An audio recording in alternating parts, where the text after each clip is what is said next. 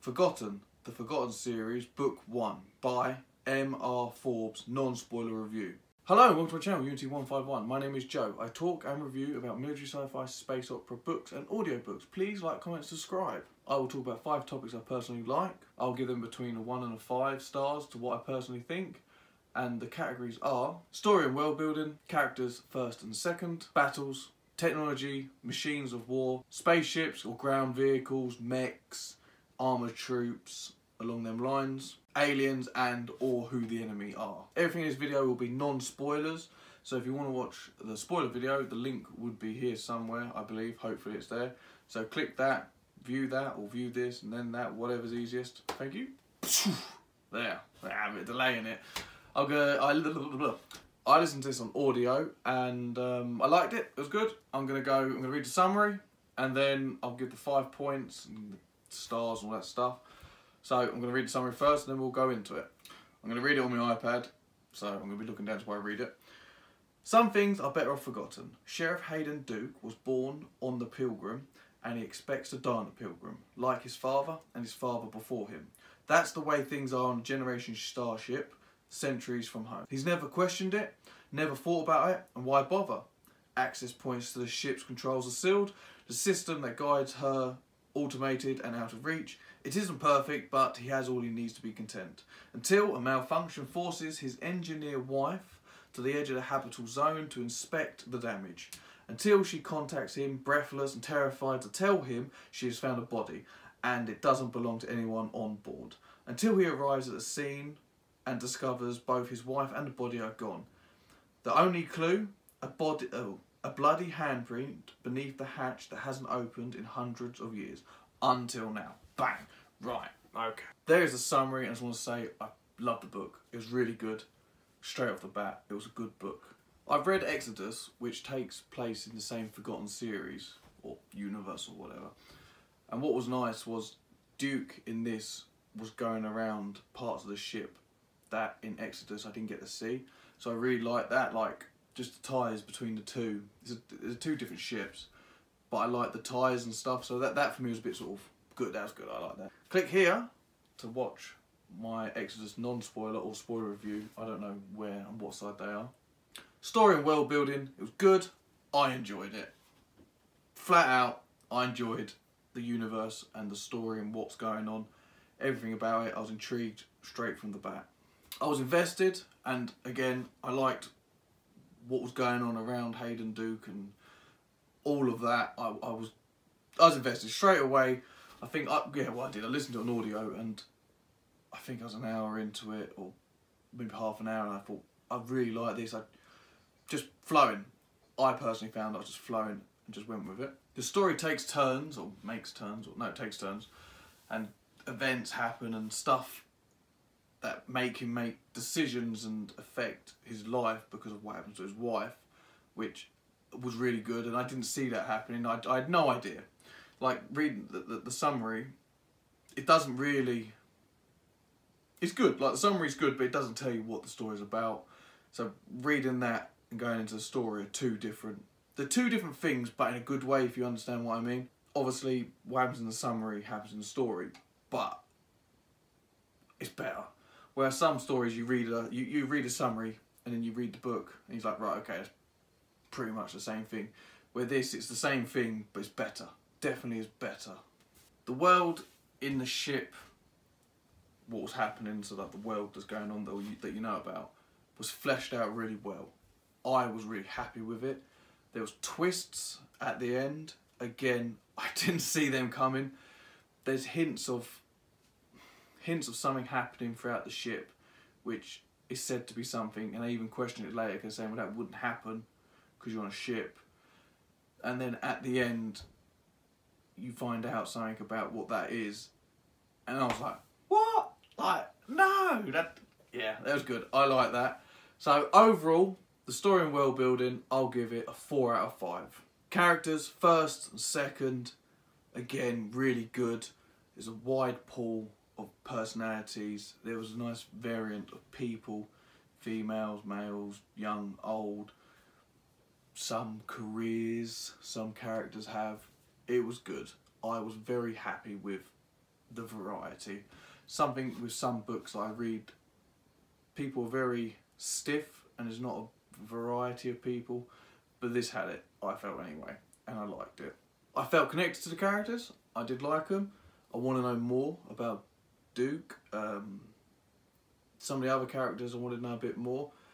There was one lady, she wasn't a nice lady, but I liked her character. Some of them, another guy, the governor, he was so-so, but I liked him as well, like his role and everything that happened with him. Now Duke, he made some annoying decisions early on, which bugged me. As a character, it bugged me. He didn't ask questions, which always grinds me when a character doesn't ask questions. I know they do it on purpose. The writers, they do it on purpose. I'm sure they do it to just annoy me. Something happens, and they're like, it'll be alright. And I'm like, no, ask the question, say something, ask for help. What are you doing? No. Oh, it drives me mad. It infuriates me. But it's good, you know, the writer's doing his job. Duke at the beginning, I was like, oh, man, what are you doing? But it was good. I liked it.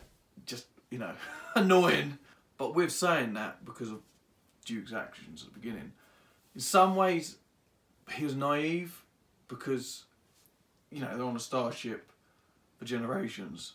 Not much bad stuff happens. So, you know, he's going to be a bit, kind of what, you know, you understand because nothing's really happened. So I understand why. And again, it was writing, good writing. That's, you know, that was that really. The secondary characters, I said a bit, you know, there's a bad lady, not bad lady, she's a bad lady. The governor, there's a couple other two secondary characters. I'm not going to go into too much detail, because I don't want to spoil, obviously. They were fleshed out well. I liked them, I felt attached to them when stuff happened to them and they did stuff. I was like, ooh. I was like, oh my god, no. It was good. It was fleshed out. It was good. The whole thing was good. The way they done it all and everything, the way he done it all. I'm happy. I'll give it 4 out of 5. Battles. All the battles are small scale. It's inside a ship, so there's no like big stuff beating each other up. Small, very small scale. Lots happen, but small scale. Very detailed. Good again. I was very happy with that. I was immersed as it was all happening. You know, good writing again. I knew what was going on, was never lost, always was on track, didn't think, oh, what happened, had to sort of go back 30 seconds, re-listen. So 4 out of 5 again with that. Technologies and machines of war. Like the battles, it was all small. Guns, a few little devices, drones, nothing big. Obviously there's a ship, but they're inside the ship. That was that basically. There's a ship, a few things at the end, that was it. You know, it's all small scale within the ship. It went with a story. I didn't feel nothing was missing or out of place. It flowed. I didn't feel, I was like, could have really been something else in there. It was all there, as I personally felt the whole package regarding the technology and the machines of war. I'll give that a 4 out of 5 again. Aliens and who the enemy are, very good. Just gonna say that. Very good. The baddies were good. The newer baddies were good. The even more baddies were good. The side baddies, which aren't the baddies, but they are the baddies, they were good. All good. His wife gets captured, taken, or whatever happens to her. So you've got your baddies there, then you've got the baddies in Metro, and then there's another baddie running around. So you've got all these different baddies, but then one guy you think, he's not actually a baddie, he's quite good, then he does something, you think, oh, he's a baddie, why did he do that? And then later on you're like, oh, I actually kind of understand why he done that, bit sort of like this, and then you've got these other baddies, obviously in the ship, other baddies in the ship, you've got these other little baddie things running around. I can't go into details, but there's different levels of baddies. And again, I can't go into what they are, because it'll spoil it, but they're different levels of what you would call baddies. Some are what you say evil, bad baddies, some are just doing what they do baddies. One other one's being a baddie because he has to be a baddie for the greater good of everyone, so he has to be the baddie. And it's quite nice. There's a good pool of baddies, what can I say? Duke has to obviously deal with the enemies and the baddies and stuff. And it progresses more and then basically his whole world gets turned on his head.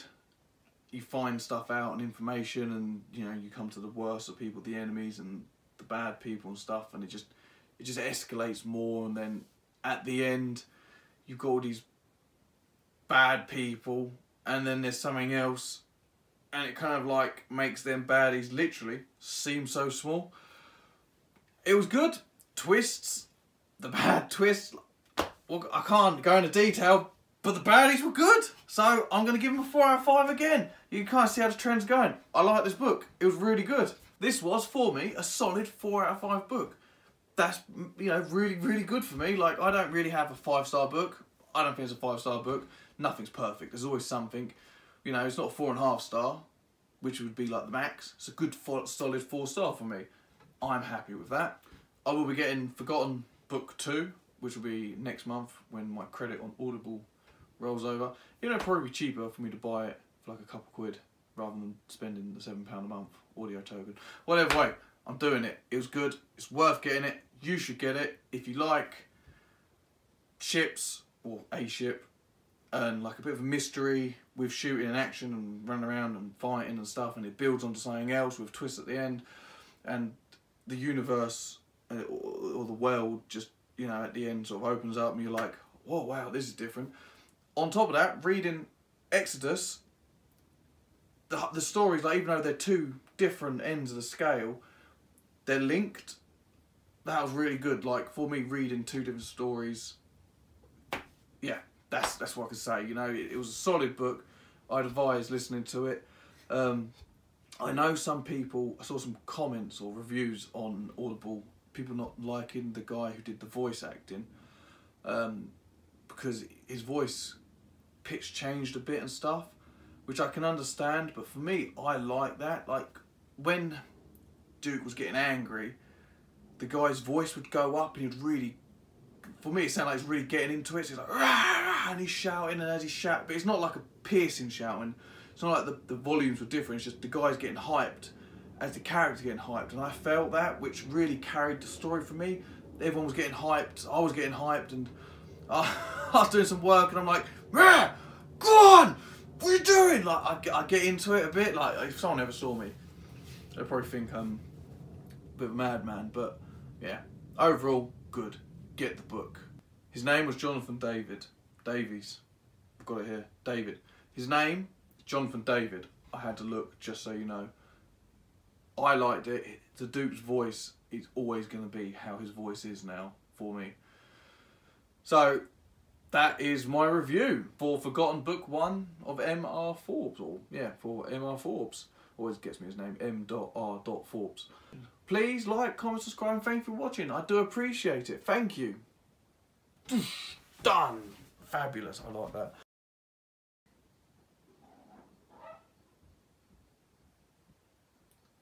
Well done, Bryony. Just recording, you know. That's what I'm saying. Wailing the bark. What are you doing to me? Bum hurts sitting on this. I'm gonna need to get a get something in. I want to do my battle. All the battles I fight.